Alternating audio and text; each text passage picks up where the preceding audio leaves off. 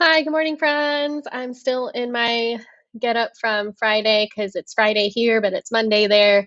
And I hope you enjoyed my fun little video on Friday. It was fun to make, although my cats didn't like it that much. But anyway, I hope you enjoyed it. So I hope you had a good weekend. We're going to dive in today with 6.2.3. So make sure that you have this up on your iPad if you want to follow along. In your notebook, I'm going to be sharing my notebook as well. There's a couple vocab words that I want you to add today. The first one is for equivalent expressions. So make sure that you write down at least that you need this vocab word. I'll give you the definition later. If you want to pause this video right now and write down the vocab for equivalent expressions, you can do that right now. And I'm going to take a sip of coffee. It's decaf, don't worry. Okay, so moving on. 6-101 is the first problem that we're going to be looking at. We are practicing the perimeter still, but this time we're combining like terms again. And you're going to see that there's shapes like this where we have tiles that are overlapping each other on a side.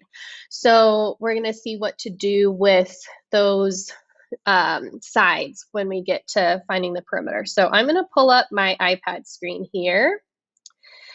And I'm going to redraw that problem. So this is 6-101, and this is the second problem on there. So it looked like an X tile, and then it had a unit tile overlapping. Okay, so we're going to go ahead and find the perimeter of this shape. Some of the sides you already know, right? This top one is 1, and if I go around to the left, this would be X, 1, 1, 1, 1. And the trouble spot is right, let me highlight it for you, this side right here. And my iPad's gonna die, guys. Okay, right here. So that yellow portion isn't a length of X because it is being overlapped by that unit tile. So we can't say that that length is a full length of X because of the overlap. So if I want to figure out what just this portion is, I'm going to take what I know, which is that it's a length of X, because I know that that side of an X tile is X.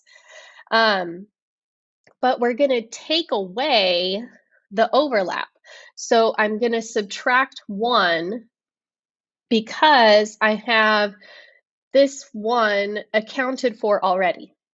So why we subtract 1 is because we don't want to have the overlap. I don't want to be counting 1 twice. Because if I just said that was X, then that would be incorrect because it's not a full length of X.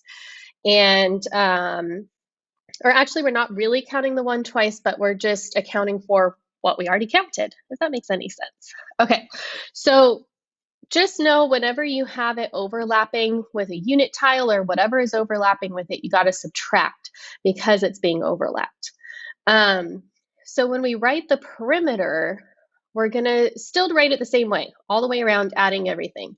So starting from the top, oh my goodness, I don't know what just happened. No, I don't want to zoom in. Okay, so starting from the top, we have 1 plus X plus 1 plus 1 plus 1 plus 1. And then when I write the X minus 1, I'm going to put that in parentheses just to show that that's a side length altogether. So now we're going to combine like terms. So I want to find all the X's. I got one there and I got one there. So that would be 2X. And then I want to find all the units. So 1 there, 2, 3, 4, 5. minus 1. So plus 5 minus 1. So our answer is going to be 2x plus 4 for the perimeter. That wasn't too bad, right? Not too shabby. So a couple things to point out. This is after combining like terms. We always want to simplify if we can. And we're going to be looking at a couple new vocabulary words for the next problem, okay?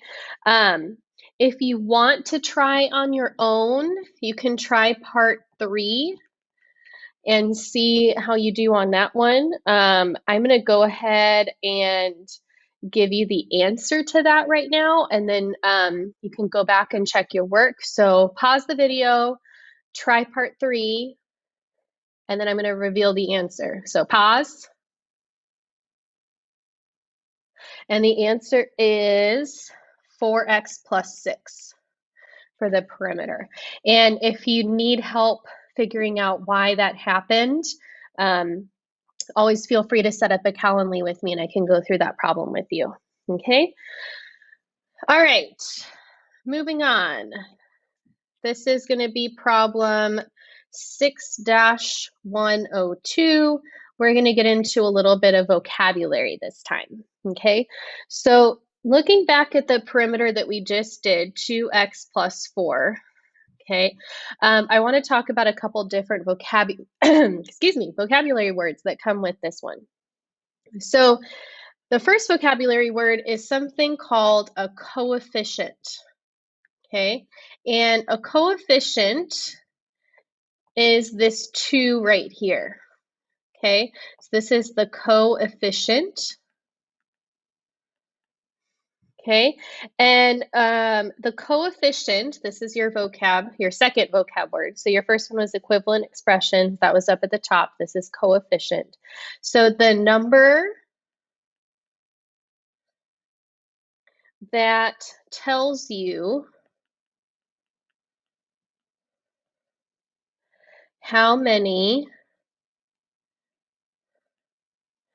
of each variable or quantity you have.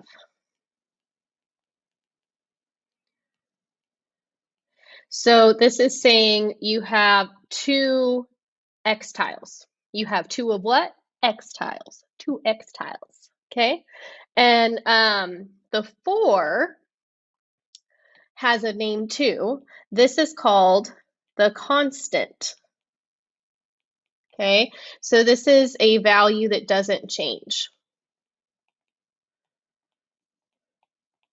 And it doesn't change because it's not linked to a variable at all. And what does a variable do? It changes. So a constant does not change. A coefficient tells you how many of those variables you have. Okay. So just pointing those out for the vocab for 6-102. We have 2 different terms now. Coefficient, that goes in front of a variable, and a constant, that's just a number without anything attached to it. Okay, so let's just try 6-103. And for 6-103, I want you to look at this shape, so an X tile with a unit overlapping. And is this going to be the same as this? Okay, are those going to have the same perimeter? What do you think? Probably not, because this unit tile has a side right here that is completely covered by the side that it's overlapping with the X tile. Here, because it's slid down, that side is now exposed. So now we're going to count that as part of the perimeter. So no, those would not have the same perimeter. If you got that right, good job. Kudos to you. Okay, so that's basically it for the lesson. The main thing that I wanted to point out here was what to do when you have a side that is overlapping. To practice that, your homework for today is 6-106C only. You're just telling me the perimeter of that shape. And then 6-110A and B. And again, if you have any questions with this lesson, if you are confused, try rewinding the video first.